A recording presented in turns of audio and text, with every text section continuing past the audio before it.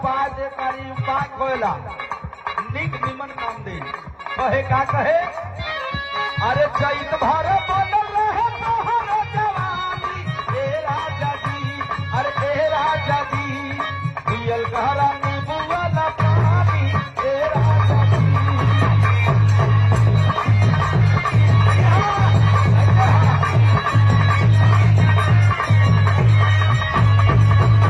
सीधा जवाब दे भाई अरे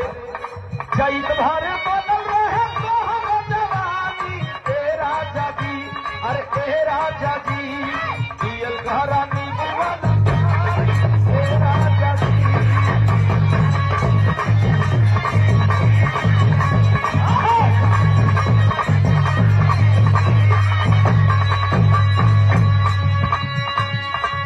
वाह भाई वाह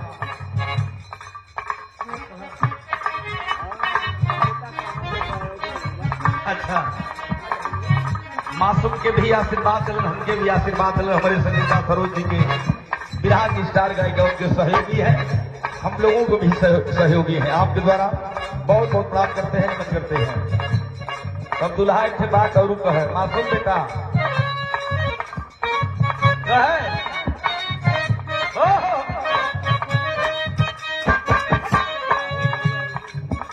जब हंसिए के बोले लू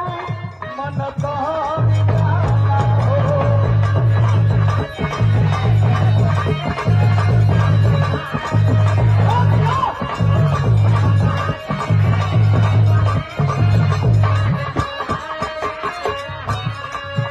तोहरा के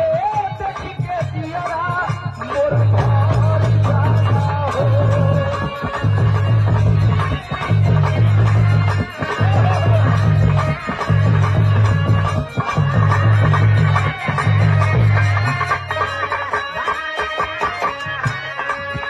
जब हंसिए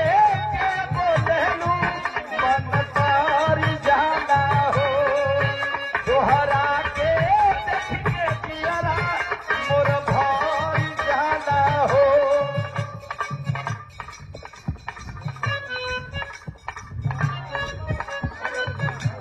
मासूम जी के मामा जी हैं क्या बात है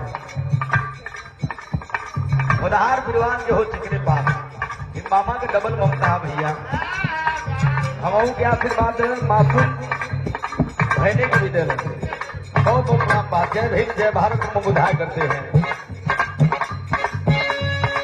कहे तो नहीं आए राजा जी सुना